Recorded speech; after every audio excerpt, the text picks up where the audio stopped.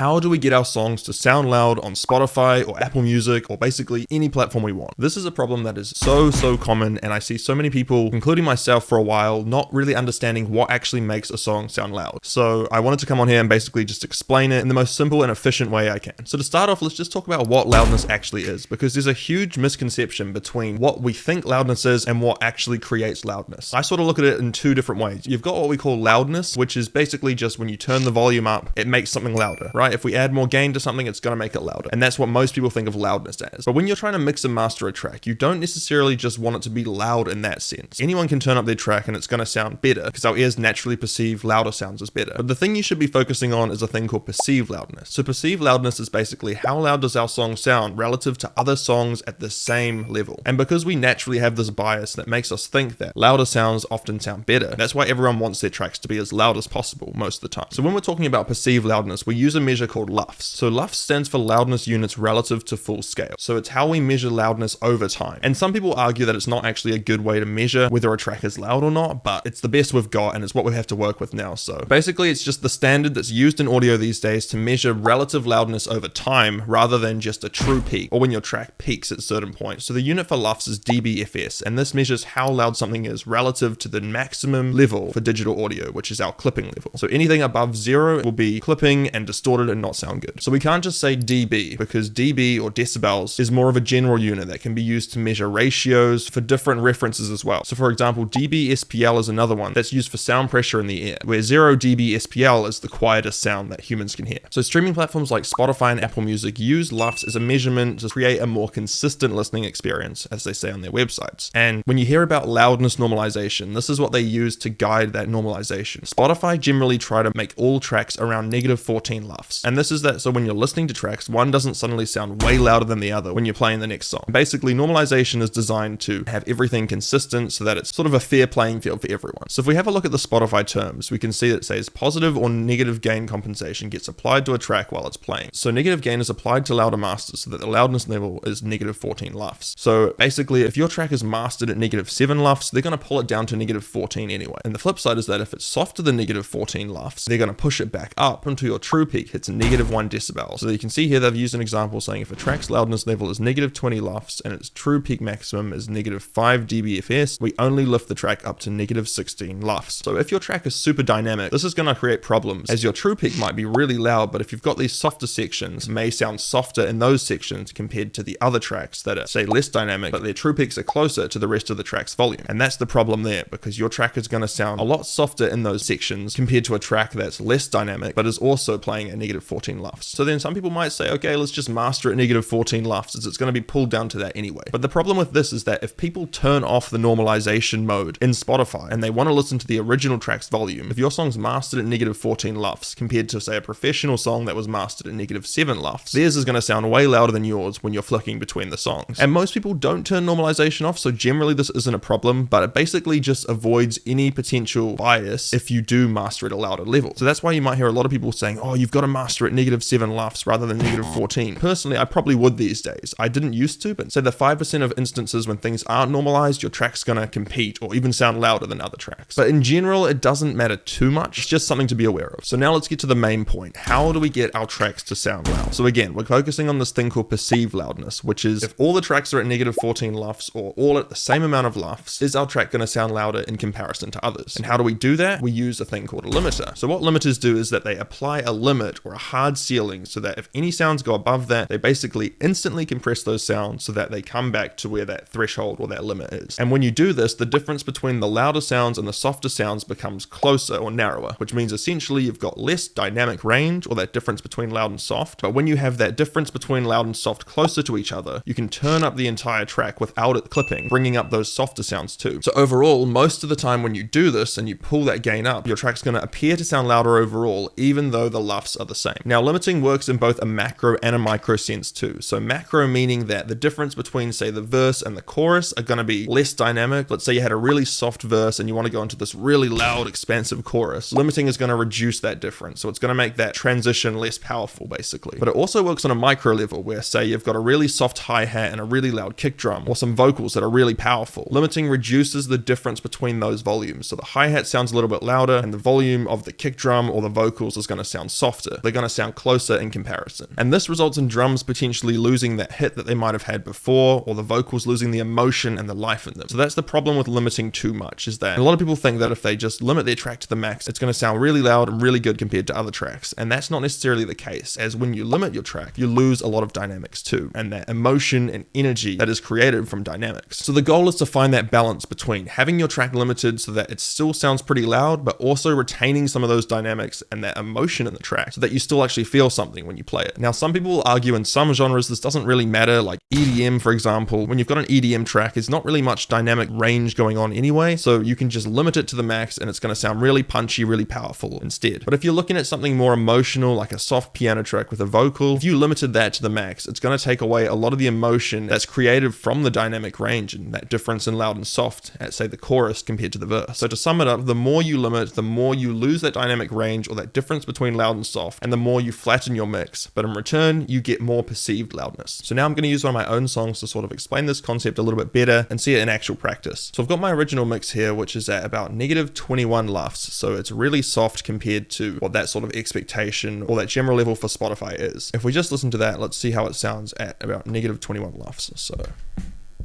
I'll just put this here so you can see it. So this is the number we're focusing on, integrated LUFS.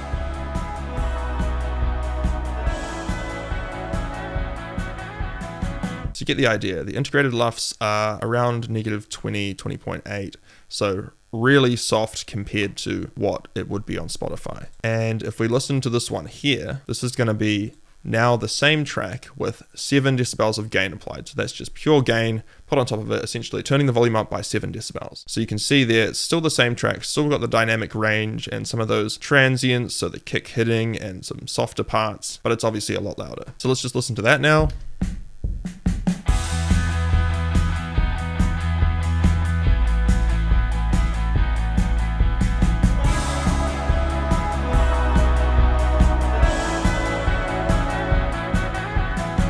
So obviously a lot louder, and if I put those two side by side and said, which one did you prefer? Most people would probably say, I prefer the louder one, and it makes you feel something more. So that's kind of half the reason that people are trying to make their songs sound louder. Now, the interesting thing here is what I've done is I've taken the original mix and I've put a limiter on it. So just for the purpose of this demonstration, I've done heaps of limiting. So I've got it up to 18 decibels above what it was originally.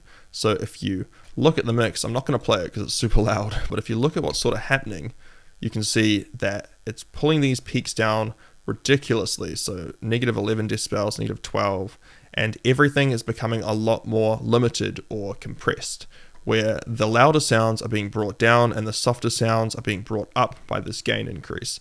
So everything's becoming much more squished and a lot less dynamic range is happening there. So the result of that is going to be this track here. So it's now at about -7 LUFS after applying all that gain.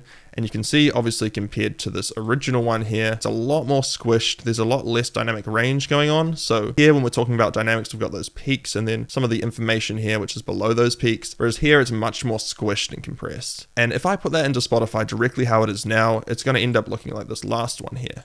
So this one here is I've essentially taken this first track, and because it was at -7 LUFS, I've brought it down 7 LUFS to get to that sort of Spotify normalization level, which is -14 LUFS.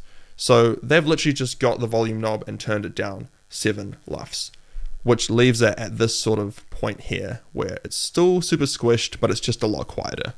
To see which one actually sounds louder, I'm going to compare this one here, which is our original dynamic track, which is around -14 LUFS, to this one here, which is also -14 LUFS, but is a lot more compressed and limited. So let's just see how those two sound in comparison. So for this comparison, I'm using a plugin called Adaptometric AB. So this is a super useful plugin for comparing loudness and comparing how two tracks sound in comparison to each other. So I've got the original track here, and then I've brought into this plugin an exported version of this one here.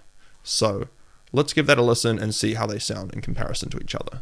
So we're starting with the original track. So that when it's blue, it's going to be the original track with the dynamics.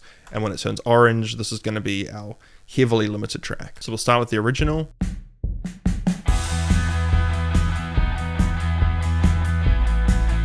We switch to the limited one.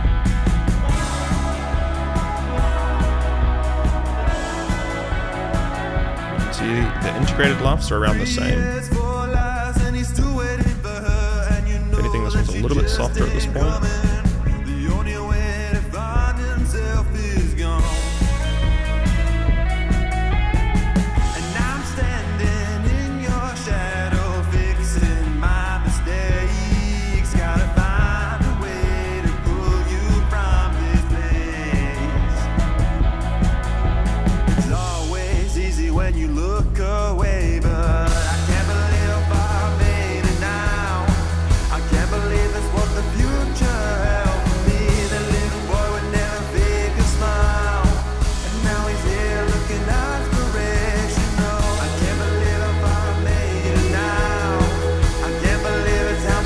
This one sounding a lot louder at the chorus. It's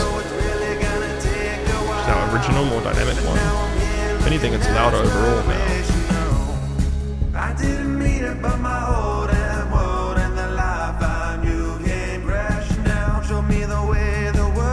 See, this one sounds louder at those verses. It's less dynamic range compared to the chorus.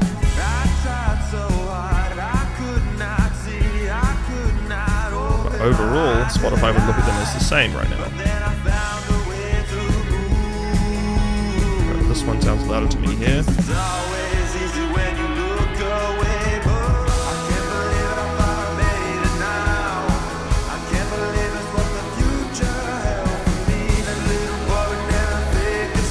be honest, this one sounds a little bit louder in the chorus to me.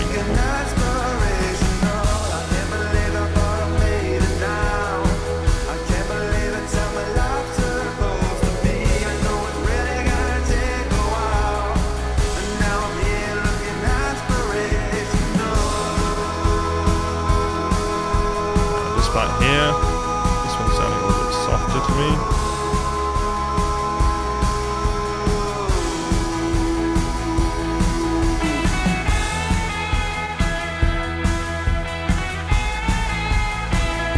This one's definitely sounding louder to me at this guitar solo.